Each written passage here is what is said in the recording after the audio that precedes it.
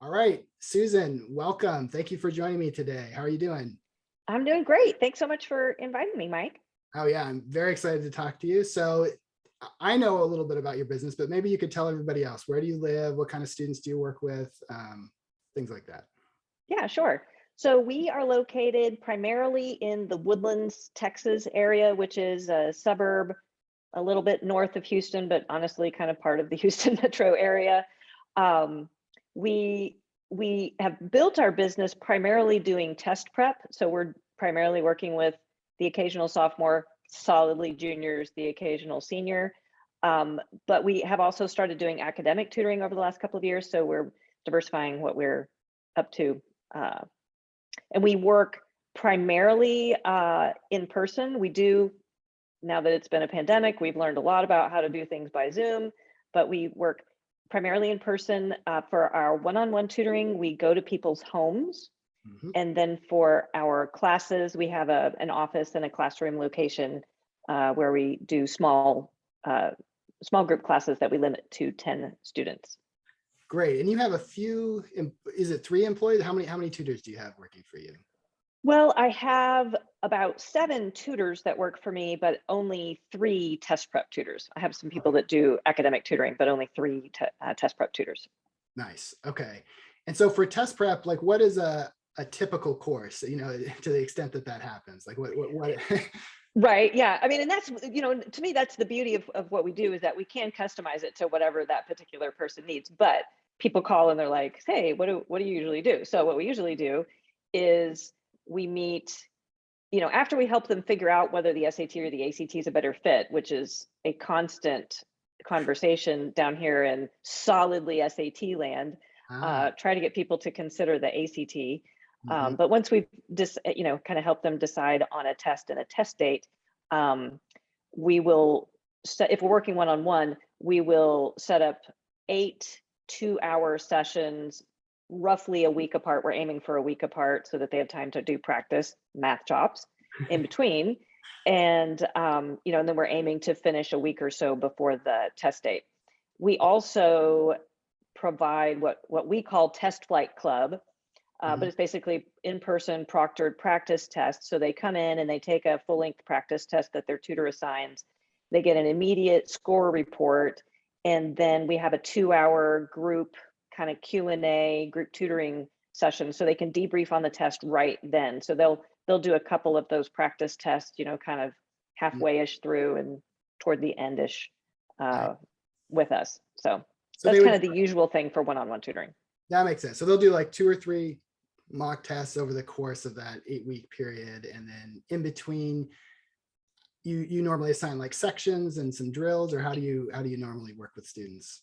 Yeah, so okay, and this again is all about one-on-one because our class, you know, we have a more, you know, uh, predictable thing because you've got 10 people, so you have to have a game plan. But when we're working with students one-on-one, we're really just responding to what that specific student needs.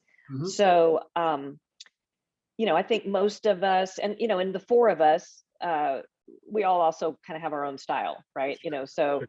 not everybody does it exactly in the same way, but we generally start with the section that they are having the most trouble with. Mhm. Um, and if they don't really care, then we start with reading because we figure reading is the most strategic and it's going to take the longest Yeah. for them to potentially change the way they've been doing it.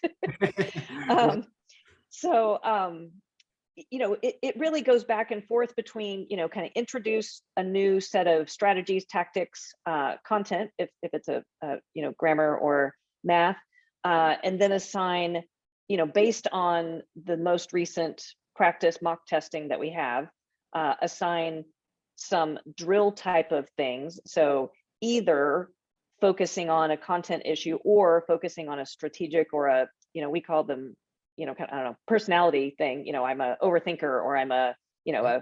I rush or whatever. We'll give them a different set of tasks to do, and then potentially for that same set of homework, or maybe on the next set of homework, depending on kind of where we are with things, we'll give them then some timed sections to kind of put it all together. So Right. I tend to think of it as, as going like this, like we're laser focusing in on the top, whatever, 2 or 3 or 4 issues for that section for that student, and then we put it, then we go back out, we then practice a full-time section, hopefully to see improvement in those areas, and then hopefully go down the priority list of what's the next thing we want to focus on. Right. That makes sense. So I don't know how you feel. For me, math has always been like a bigger challenge in that regard, because if you have, in terms of zeroing in, because there's just so many different problem types that could show up, especially on the ACT, but also on the SAT. So how did you teach math before Mathchops? Like what were the materials you used, and what was kind of your approach to that problem? Yeah. So I think we may be a little bit different than some people. While I have lots of opinions about curriculum resources, I haven't really spent a lot of time creating my own. So for a variety of reasons, I think partly, I think it's very, very, very, very time consuming to do it right. Yep. And I just haven't been willing to devote that amount of time to it. So I instead have, adopted a strategy of trying to find the very best resources out there. So our previous math resources were Pwn the SAT Guide by Mike McClellan fan, and who also lives in New York. And then we actually also used the Apple Ruth workbook, not just for math, but because I think it's actually a really decent overall workbook. It's kind of user-friendly. It covers a lot of strategies in the way that we think about them. So we use that. But we use that for math. It tends to be at a relatively easy level, and it goes about teaching the concepts instead of just from a test prep strategy standpoint. So if you genuinely forgot how to do functions or something, it'll kind of reteach it for you. Right. And those were, and then of course, College Board tests. So those were our previous resources, and we had created, the Pwn book had tables in the back that you could go through and sort of diagnose which kinds of questions are you missing. You go through and highlight all the ones you're like, oh, look, I've missed, whatever, 7 function questions. I guess I need to work on functions, and I'll go work on that chapter. And we created a table then to go back and forth between the Pwn book and the Apple book. So, it's basically what I was just saying in general, we'd say, oh, okay, so then you need to work on the function chapter, this chapter, that chapter, and then next time we'll do a full length, practice section. Yep. And those were, had you also coded the test, or it was more just kind of like, well, I see you missed a bunch of function questions, and so therefore, here's what we like to do in that case. He had already done that for us, basically. So for the 10, SAT practice tests, he had already done that for us. Nice. So we used his tables, although being, like all test prep tutors, we also had to change them a little bit because, we have to do it our way. That makes sense. So what made you interested in Mathchops initially? Like, what did you think it could help you with? Okay, so I gave this some thought. I think the first thing that interested me was the never-ending basket of questions, because there's some students that you give them, a chapter in the Pwn book or whatever, and they're like, oh, got it. And then there's another probably good half of the students who that's just not quite enough practice. Right. They're a type of brain that just needs more repetition to really get it down and to really start recognizing the patterns that exist over and over. So I was like, oh my gosh, a source of questions that never ends. What I also saw but didn't fully appreciate, I think, at the very beginning, was the even better laser focus that Mathchops provides, because it not only can you see, I'm going to pick on functions today, I guess, I need to work on functions, but it also then provides you with questions at your your current difficulty level, or with the category challenges, you can, dial it up and down, which is super valuable, because, kids would try, on either of our paper resources that we used to use, they would try, a question that was way too hard for them. And then they feel like, I haven't really mastered this concept. And you're like, no, actually, you really have. That's just a really, really hard question. And it's probably not even going to, like, that question's never going to be on the SAT. And I want them to, because part of what we're also doing is we're trying to get them to feel more confident. And I think Mathchops does a much better job of that. That's great. Yeah, that's one thing I always hated. And you see it a lot on the IC and these other tests where there are no real tests out there, but you see on the SAT also, where a student misses a question and you're thinking as a tutor, I wish they'd just never even seen that question because, you know, It's not going to come back. right. It's super hard. It made them feel bad about themselves. It's not going to affect their score anyway. You know, I wish I hadn't put that in them. So I'm glad you value avoiding those as well. Can I ask, so one thing that a lot of tutors I think have trouble with when they're first using Mathchops is just incorporating it into what they are already doing, and they're not sure, like, you know, what a typical assignment should be. So could you maybe describe how you use it, like what or how your tutors use it, what a typical assignment might be for students? Yeah, so I think we kind of use the shampoo theory, the lather, rinse, repeat theory. So we, you know, and again, it's this in and out thing, you know, so you know, we either have their mock test information, which we have everybody take a mock test, or they've just taken the PSAT or something. We have that info. But then we also start them off, like I usually ask my students to do at least 50 Mathchops questions on the, you know, between the first and second sessions, even if we're not talking about math that day, because I want to start populating the database with their, you know, statistics. Right. And I want them to get used to using Mathchops, and like, this is just part of your life now for the next 8 weeks.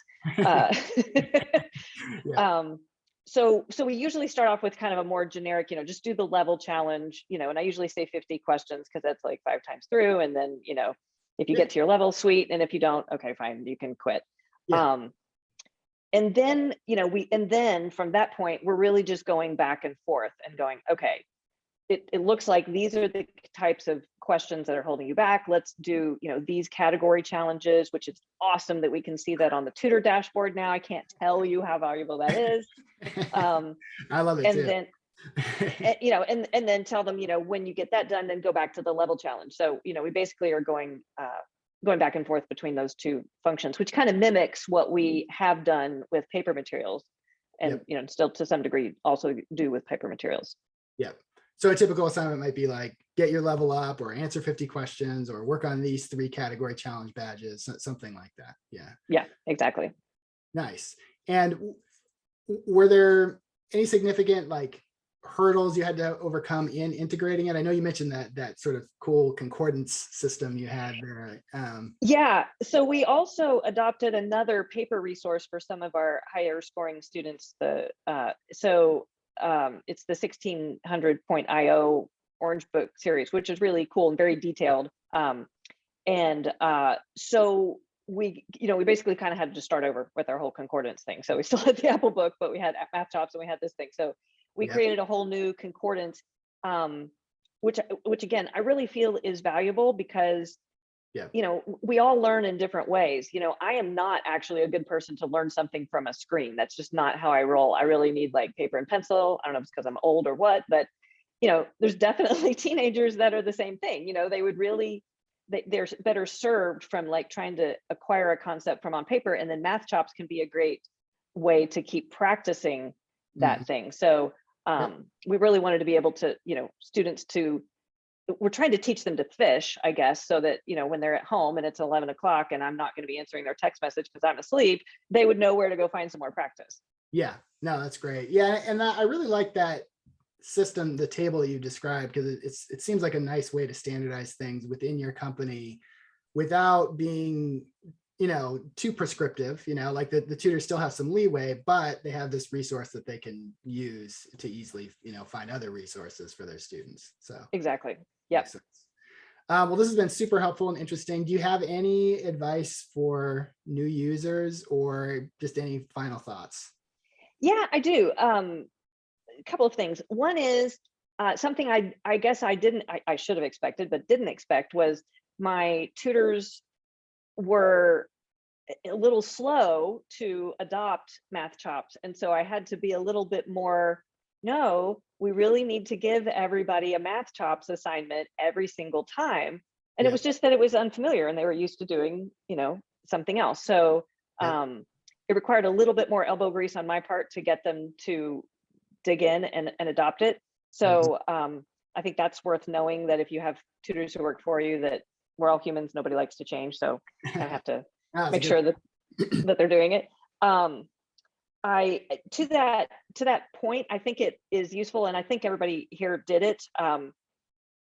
Have your tutors go in and get up to their level on whatever test. Now we can change our own test, but get up to whatever their level on the test, because it gives you a real feel for how it works. Right.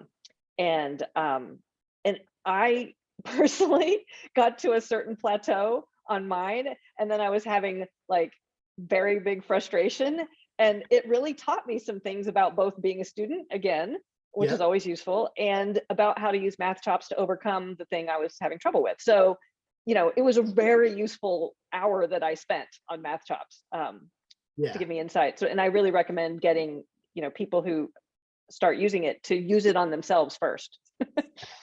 That makes sense. And it's, an hour is not too long, hopefully, for people to get a sense for how it's working. Yeah. Well, I mean, also, full disclosure, I sometimes just do it for fun at lunch. So. Me too. Yeah. Well, this was awesome. Thank you so much again. And I'm looking forward to talking to you soon. Okay, sounds great. Thanks, Mike. Bye.